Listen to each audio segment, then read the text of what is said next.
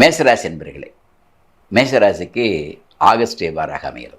August மாதம் முழுவதும் நமக்கு செவ்வாய் கன்னியில் தான் இருக்கிறார். 6லிருந்து அவருடைய 8ஆம் பார்வையாக மேசராசி தன்னுடைய ராசியை பார்ப்பாரு. ரொம்ப விசேஷம். ஒரு காலகட்டத்தில் பார்த்தீங்கன்னா கன்னியில் ஓஹோன்னு அள்ளி கொடுக்கறதும் பகவான் செவ்வாய் தான்.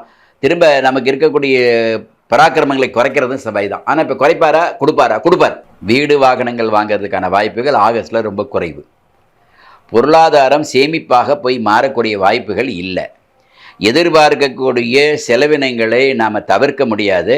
வருமானத்தை விட செலவுகள் அதிகமாக இருந்தால் அதை நம்ம பட்ஜெட் போட்டு குடும்பம் நம்மளுடைய நமக்கு இயல்பாக திட்டமிடல் அப்படின்னு ஒன்று இருந்ததுன்னா நம்ம இந்த ஆகஸ்ட் மாதம் நமக்கு அனுகூலத்தை கொடுக்கக்கூடியதாக இருக்கும். இல்லத்தரசிகள், வீட்டுக்கு வேண்டிய ஃபர்னிச்சர்ஸு, அதுக்கடுத்து வீட்டுக்கு வேண்டிய வஸ்துகள், சொத்துகள் இதெல்லாம் சேரக்கூடிய வாய்ப்புகள் இருக்கும். அப்போ வீடு வாகனங்களை சீர்திருத்த வேண்டிய அவசியங்கள், பெரிய க்ஷேத்திராலயங்கள் போகக்கூடிய புண்ணிய தலங்களை நமக்கு அனுகூலத்தை தரக்கூடிய வாய்ப்புகள்லாம் இந்த மாதம் அமையும். நாம் திட்டமிட்டு வருமானத்திற்கு உரிய செலவினங்களை திட்டமிட்டு செலவு பண்ணால் நல்லாயிருக்கும். அதிக செலவினங்களை குறைக்கிறது, விரயங்களை குறைப்பதற்கு இந்த மாதம் உங்களுக்கு சரியான ஒரு அமைப்பாக இருக்குங்கிறத சொல்கிறோம். வாய்ப்பு இருக்கிறவங்க அருகாமையில் உள்ள ஏதாவது பெரிய மகான்களை சந்திக்கக்கூடிய வாய்ப்பு.